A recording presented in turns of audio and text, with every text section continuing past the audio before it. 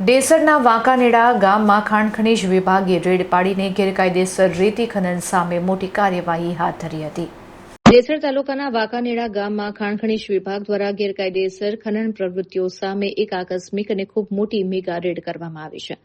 લાંબા સમયથી ચાલી રહેલી ગેરકાયદેસર ખનનની ફરિયાદોના આધારે તંત્રએ મોડી રાત્રે અથવા વહેલી સવારે આ દરોડા પાડીને ખનીજ માફિયાઓ સામે લાલ આંખ કરી છે। ખાણ ખનીજ વિભાગની આ કડક કાર્યવાહીથી સમગ્ર ડેસર પંથકમાં ગેરકાયદેસર ખનનકારોમાં ભારે દોડધામ મચી ગઈ છે।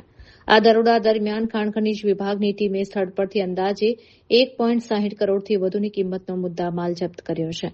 તંત્ર દ્વારા ગેરકાયદેસર ખનન અને વહન માટે વપરાતા 2 હિટાચી મશીન, 3 મોટા ડમ્પર વગેરે જપ્ત કરવામાં આવ્યા છે। આ ભવ્ય અને સફળ મેગા રેડને પગલે સ્થાનિક ખનીજ માફિયાઓમાં ભારે ફફડાટ વ્યાપી ગયો છે।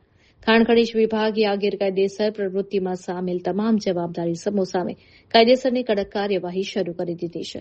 આ સાથે જ સમગ્ર મામલે વિભાગ દ્વારા ઊંડાણપૂર્વકની વધુ તપાસ પણ હાથ ધરવામાં આવી છે। તંત્રએ આ ઓપરેશન દ્વારા સ્પષ્ટ અને કડક સંદેશ આપ્યો છે કે તાલુકામાં કોઈપણ પ્રકારનું ગેરકાયદેસર ખનન સહન કરવામાં આવશે નહીં અને ભવિષ્યમાં પણ આવા તત્વો સામે આનાથી પણ વધુ કડક પગલાં લેવામાં આવશે।